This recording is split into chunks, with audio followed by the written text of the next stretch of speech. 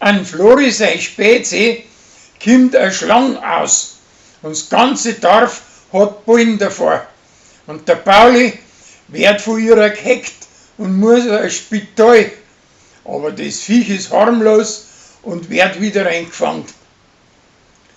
Der Korbi ist hinter einer her und Kathi führt ihm hinters Licht mit Mails, wo sie sich als die ausgibt und lädt ihm zu der Waldhütten ein.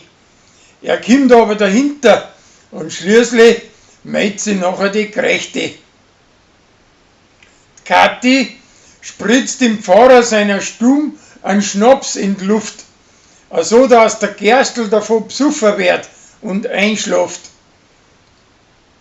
Die Landweiber werden von Hummel zum Kerndelfressen eingeladen, aber das gewöhnliche Essen schmeckt alle viel besser und drum macht nachher die Vogelin ein Vogelfutter draus.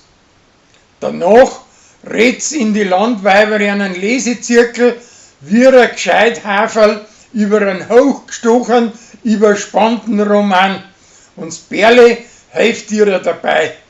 Samt denn, dass eigentlich alle miteinander viel lieber Schmalzgeschichten lesen. Der Hubert muss einen Tag lang auf den Hamsterer von der Gabi sein Dirndl aufschauen. Aber seine Alten kommt raus und sie finden ihn nicht gleich. Und drum kaufen sie einen Neicher. Und das Dirndl hat schließlich 2 Hamsterer. Als Zwiefel geht ein Roland ein Weisel. Aber der lässt nicht Luck und ist alle wieder hinter ihrer her. Aber das geht alles recht zart dahin.